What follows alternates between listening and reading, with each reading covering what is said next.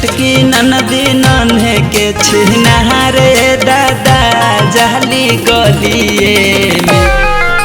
छोटकी ननदी नन्हे के छिनारे दादा जाली गलिए में। तभी जयबा छौरा रंग वाला गईल सरे धके गलिए में। तमु केसवा छौला रंग वाला गईल सरे धके गलिए में। मंझली ननदी नन्हे के छिनारे दादा जाली गलिए में। तो गौतमा छौरा रंग वाला गईल सरे धके चोलिए में। तारा हुलवा छौला रंग वाला गईल सरे धके चोलिए में। फागुन चढ़ल बा जब से बौराइल बिया रे ननदी। फागुन चढ़ल बा जब से बौराइल बिया रे ननदी।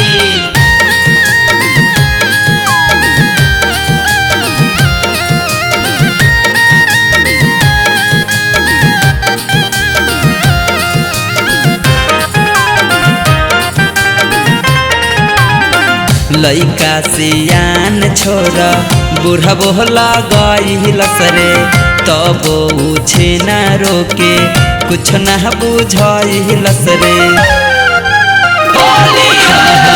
लइका सियान छोरा बूढ़ा बोला गईल सरे तब उछे न रोके कुछ न बुझाइल सरे।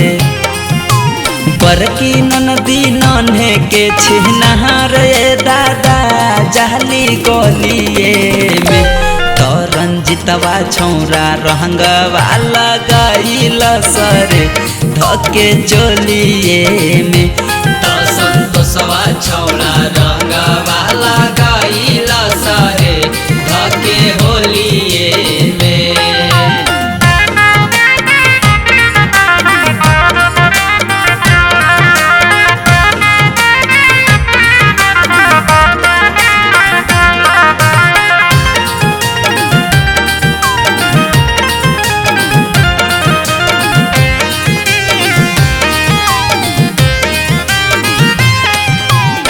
लाल पियर हरियर बुलमी लाही के कलर हवारे रंग दिहले छीना रोके पूरा जगह हवारे। लाल पियर में लाई के कलर हवारे रंग दिहले छीना रोके पूरा जगह हवारे। गजली ननदी नन्हे के छिनार रे दादा जाली गलिए में। तो नायकवा छौरा रंग वाला गईल सरे धके चोलिए में। तो है बिटुआ छौला रंग वाला गईल सरे धके चोलिए में। फागुन चढ़ल बा जब से बौराइल बिया रे ननदी। फागुन चढ़ल बा जब से बौराइल बिया रे ननदी।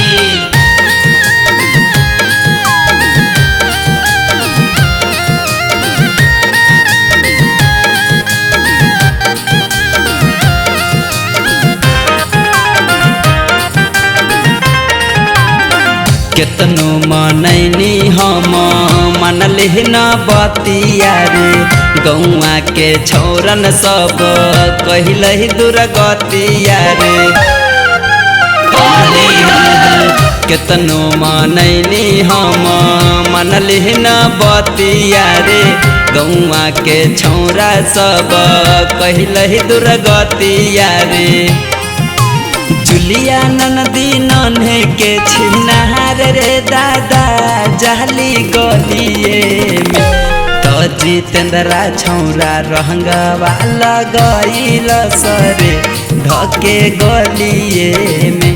तो है गोलुआ छौला रंग वाला गईल सरे धके गलिए में। मंझली ननदी नन्हे के छिनारे दादा जाली गलिए में।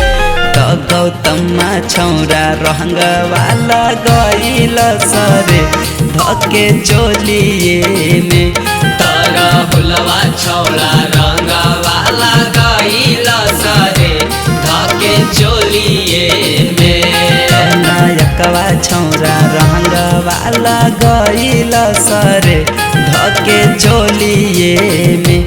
तो है बिटुआ छौड़ा रंगवाला गईल सरे धके चोलिए